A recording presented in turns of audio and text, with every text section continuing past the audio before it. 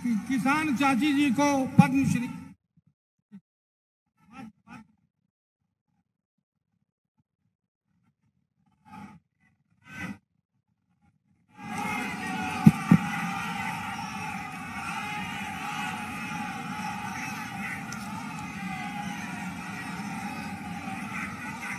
मेरे साथ बोलिए, भारत माता की।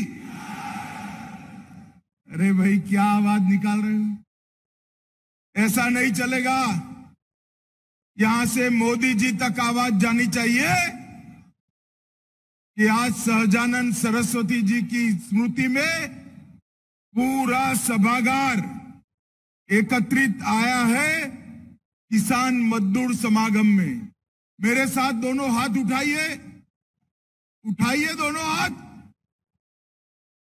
यहां पूर्ण बहुमत के सरकार के संकल्प का मुट्ठी बींचिए और प्रचंड आवाज से बोलिए, भारत माता की, भारत माता की, भारत माता की। मंच पर उपस्थित हमारे प्रदेश अध्यक्ष डॉक्टर संजय जायसवाल जी, कार्यक्रम के संयोजक और सांसद श्री विवेक ठाकुर जी, श्री विनोद तावड़े, हमारे राष्ट्रीय महासचिव जी, श्री गिरिराज सिंह, केंद्रीय ग्रामीण विकास मंत्री श्री नित्यानंद राय जी, केंद्रीय गृह राज्य मंत्री जी, अश्विनी चौबे जी, केंद्रीय मंत्री जी, हमारे वरिष्ठ नेता और सांसद श्री सुशील मोदी जी, श्री राजकुमार चाहर जी, श्री रविशंकर प्रसाद जी, श्री रामकृपाल यादव जी, श्री हरीश द्विवेदी जी, हमारे दोनों सदन के नेता श्रीमान विजय सिन्हा जी, श्रीमान सम्राट चौधरी जी, मंच पर उपस्थित सारे विधायक, सांसद, पार्टी के पदाधिकारी और आज इस सभागार में, बापू सभागार में उपस्थित बिहार के कोने कोने से आए हुए स्वामी सहजानंद जी को श्रद्धांजलि देने के लिए वो आए हुए सभी किसान मजदूर भाइयों को मेरा प्रणाम, नमस्कार। मित्रों, आज पाटलिपुत्र की ये महान भूमि पर जहां चंद्रगुप्त मौर्य और आचार्य चाणक्य ने भारत का पहला साम्राज्य बनाने का सफल प्रयास कर परिणित किया, वही जगह जहां से सम्राट चंद्रगुप्त और सम्राट समुद्रगुप्त ने अफगानिस्तान से लेकर लंका तक एक मुश्त भारत का साम्राज्य बनाया। वो मगध साम्राज्य की ऐतिहासिक राजधानी पाटलिपुत्र पर आप सभी को मैं प्रणाम करना चाहता हूं। मित्रों, आज मैं यहां आया हूं सहजानंद सरस्वती जी की जयंती के उपलक्ष्य में उनको प्रणाम करने और उनके संदेश को फिर से एक बार बिहार के हर किसान, हर मजदूर तक पहुंचाने का ये विराट प्रयास है, उसमें मैं उपस्थित होने के लिए आया हूं। भाइयों और बहनों, कहते हैं कि सोने जैसी चमक पानी है तो भट्टी में सोने की तरह अपने आप को गलाना होता है। अगर ये उक्ति को किसी एक जीवन से जोड़कर देखना चाहिए तो वो स्वामी सहजानंद सरस्वती जी के जीवन के लिए बनी हुई। ये सन्यासी ने अंग्रेजों के साम्राज्य के खिलाफ संघर्ष किया। छोटे छोटे किसानों के नेता ने जमींदारी प्रथा का विरोध किया। इसके साथ साथ हर मजदूरों का नेतृत्व किया और जाति, धर्म, पंथ, संप्रदाय से ऊपर उठकर सारे देश के किसानों को एकत्रित करने का काम स्वामी सहजानंद सरस्वती ने किया। बिहार को अपनी कर्मभूमि बनाकर अंग्रेजों के खिलाफ स्वतंत्र संग्राम का नेतृत्व किया और गरीबों को एकत्रित कर जमींदारी के खिलाफ, चाहे स्वजाति के जमींदार हो उनके खिलाफ भी उन्होंने बड़ा आंदोलन कर एक जागरूकता लाने का प्रयास। मित्रों, सहजानंद सरस्वती जी के लिए बहुत सारे लोगों ने बहुत सारा कहा है, मगर बहुत कम लोगों को मालूम होगा कि सहजानंद सरस्वती और सुभाष बाबू दोनों अंतरंग रूप से जुड़े हुए थे, एक ही विचारधारा से जुड़े हुए। आदि शंकर के 10 नामी सन्यासी अखाड़े के दंडी सन्यासी होने के बावजूद आजादी के आंदोलन में उन्होंने मुखर कर हिस्सा लिया। जब जमींदारों द्वारा जबरन किसानों से कर वसूला जाता था, तब उन्होंने नारा दिया था, कैसे लोगे माल गुजारी, लठ हमारा जिंदाबाद, और जमींदारी के खिलाफ बहुत बड़ा आंदोलन किया। और स्वामी जी ने उस वक्त कहा था, जो अन्न वस्त्र उपजाएगा अब वो कानून बनाएगा, यह भारत वर्ष उसी का है, अब वही शासन चलाएगा। खेत में मजदूरी करने वाले किसान और मजदूर भाई को भारत की सभी प्रकार की व्यवस्थाओं में केंद्र बिंदु लाने का काम उन्होंने किया था। और उनके लिए रामधारी सिंह दिनकर ने एक बहुत अच्छी उक्तियां लिखी है। वह आया जैसे जल ऊपर आए फूल कमल का, वह आया भू पर आए जो सौरभ नवमंडल का, आया है जैसे सावन के आते मेघ गगन में, आया है जैसे आता कवि सन्यासी मधुबन में। ये श्रद्धांजलि बहुत ठीक तरीके से सोच समझकर रामधारी सिंह दिनकर ने सहजानंद स्वामी जी के लिए कही। और आज यही सहजानंद स्वामी का बिहार प्रदेश जिस प्रकार की गर्त में जा रहा है, इसको बाहर निकालने के लिए हम सब ने इकट्ठा होकर संघर्ष करना है। मित्रों, आज बिहार के अंदर जिनका पूरा जीवन जेपी से लेकर आज तक कांग्रेस का विरोध करते हुए गया, वो नीतीश बाबू केवल और केवल प्रधानमंत्री बनने के लोभ में सोनिया जी की शरण में जाकर बैठे। जिस नीतीश बाबू ने उस वक्त जनता पार्टी तोड़ी, क्यों? क्योंकि लालू जी की जातिवादी राजनीति और भ्रष्टाचार के खिलाफ लड़ाई लड़नी थी। वही नीतीश बाबू आज फिर से प्रधानमंत्री के मोह में आज लालू की गोद में जाकर बैठे।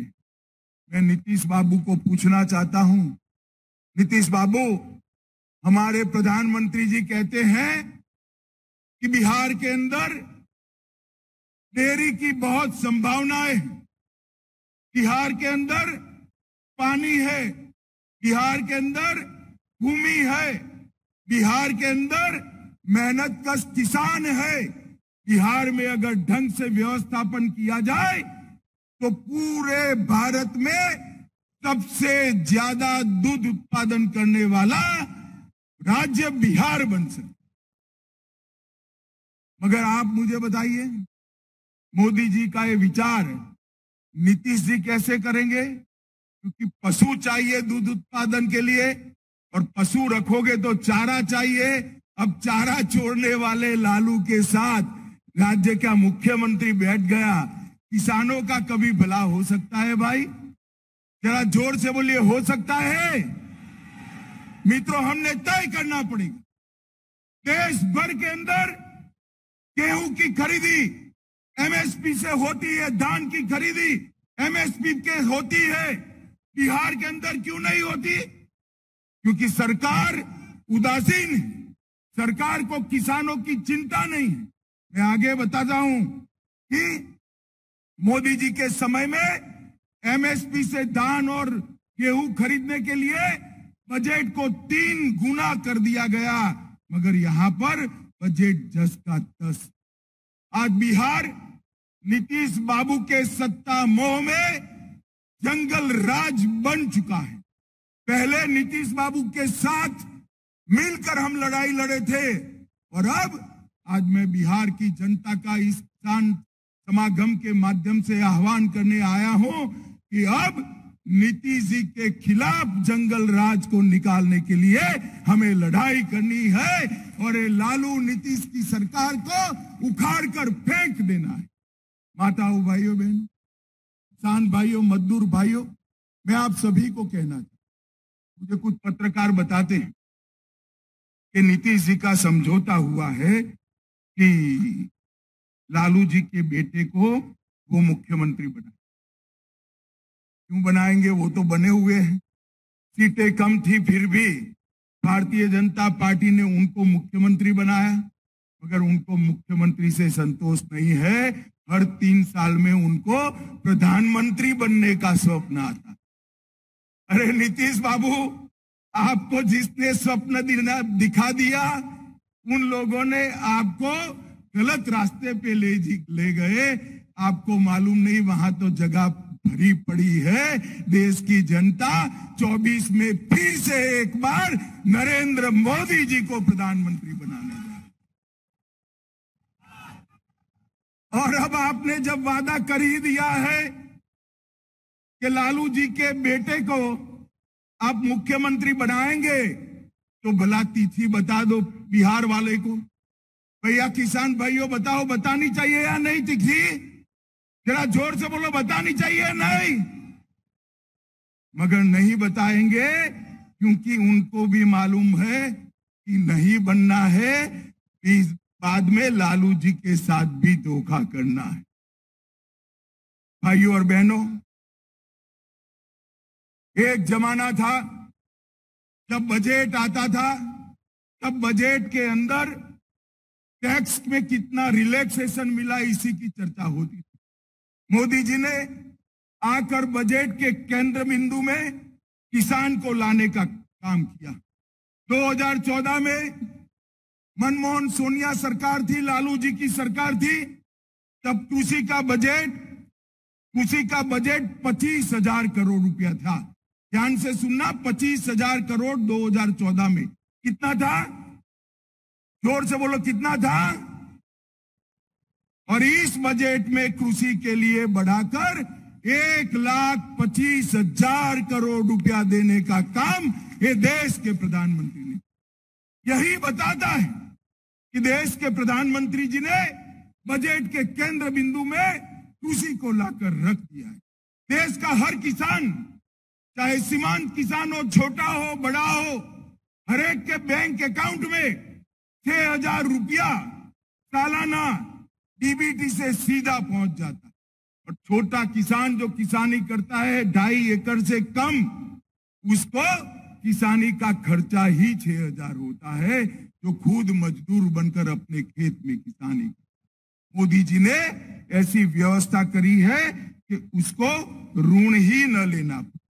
इसके साथ साथ एग्रीकल्चर के क्षेत्र में स्टार्टअप की व्यवस्था करी है, और मोदी जी ने अब जो बारिश के आधार पर की खेती करते हैं, ऐसे किसानों के लिए श्री अन्न, मोटे अनाज की योजना भी लागू करी है। अब हमारा मोटा अनाज, चाहे बाजरा हो, चाहे ज्वार हो, चाहे मक्का हो, चाहे रागी हो, वो देश और दुनिया के बाजार में जाएगा। और जिनके पास इरिगेशन की व्यवस्था नहीं है, वो सारे किसानों की आज बहुत बड़ी आवक इससे होने वाली। माताओं, भाइयों, बहनों, भारतीय जनता पार्टी की सरकार ने सहकारिता के माध्यम से 2 लाख पंचायतों में सहकारी डेयरी बनाने का संकल्प किया है। डेयरी एक बार बनती है तो बहनों के माध्यम से ही पूरे घर का खर्चा चलता है। डेयरी के लिए सबसे उपयुक्त जगह बिहार है। भूमि है, पानी है, मेहनत कश किसान है। डेयरी यहाँ देश में सबसे अच्छी बन सकती है। चल सकती। और आप चिंता मत करो लालू जी की, चारा की चोरी अब नहीं होने वाली है, क्योंकि 25 में यहां पूर्ण बहुमत की भारतीय जनता पार्टी की सरकार बनी।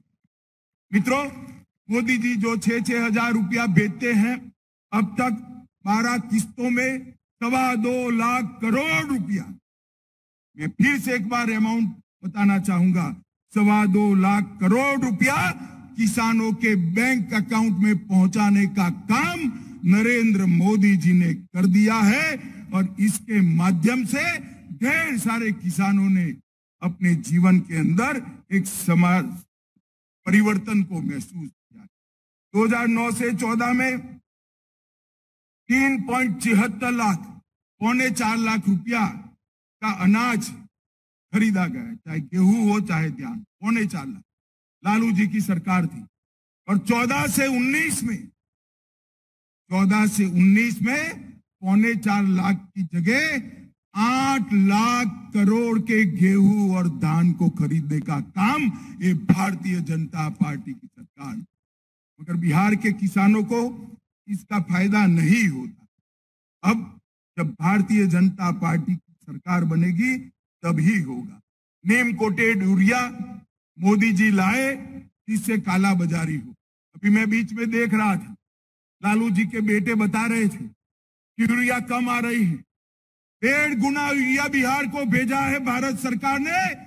ये नीतीश और लालू के राज के अंदर इसकी काला बाजारी हो रही है, इसलिए किसानों को यूरिया नहीं मिल रहा है।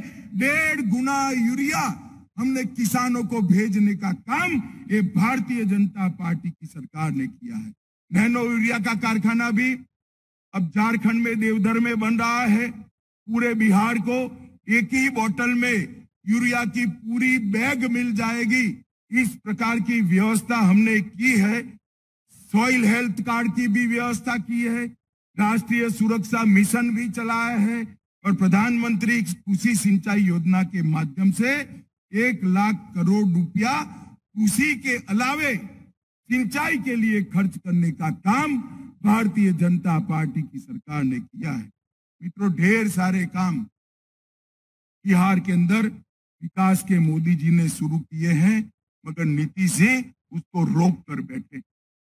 मैं आज बिहार की जनता को इस समागम के माध्यम से अपील करने आया हूं कि एक बार आप डबल डेकर डबल इंजन सरकार बना दी।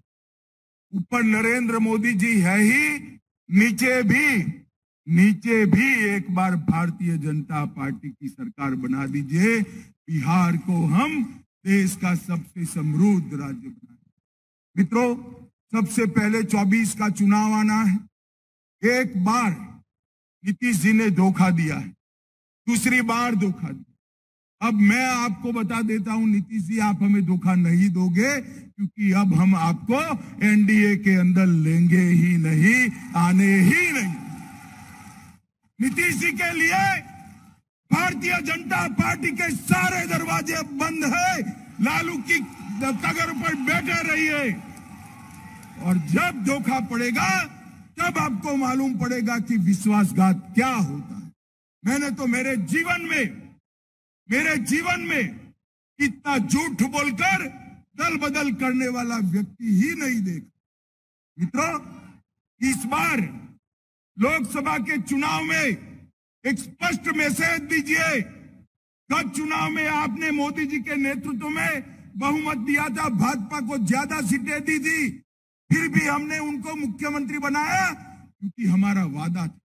मगर इस बार लोकसभा के चुनाव में सभी की सभी सीटें भारतीय जनता पार्टी की झोली में एक बार डाल दी। और ये नीतीश लालू कंपनी को एक मैसेज दीजिए, बिहार में अब जंगल राज नहीं आने देंगे, बिहार में कभी जंगल राज नहीं आएगा। मित्रों, आज जब मैं यहां आया हूं तब सभी किसान मजदूर भाइयों को इतना कहना चाहता हूं, स्वामी सहजानंद सरस्वती जी के जो विचार किसानों के लिए थे, मजदूरों के लिए थे, वो विचार और कोई पूरा नहीं कर सकता, केवल और केवल देश के प्रधानमंत्री नरेंद्र मोदी जी पूरा कर सकते हैं। नरेंद्र मोदी जी के हाथ मजबूत करिए और फिर से एक बार 2/3 बहुमत के साथ उनको भारत का प्रधानमंत्री बनाएं। आप बताइए किसान भाइयों, मोदी जी को फिर से प्रधानमंत्री बनाएंगे? अरे जोर से बोलिए, बनाएंगे? बिहार की सभी सीटों पर कमल खिलाएंगे? बिहार में पूर्ण बहुमत की भाजपा सरकार बनाएंगे? तो मेरे साथ दोनों हाथ उठाइए, दोनों हाथ उठाइए, पूर्ण बहुमत के संकल्प का मुट्ठी बींचिए और प्रचंड आवाज से बोलिए, भारत माता की, भारत माता की, भारत माता की। वंदे वंदे वंदे।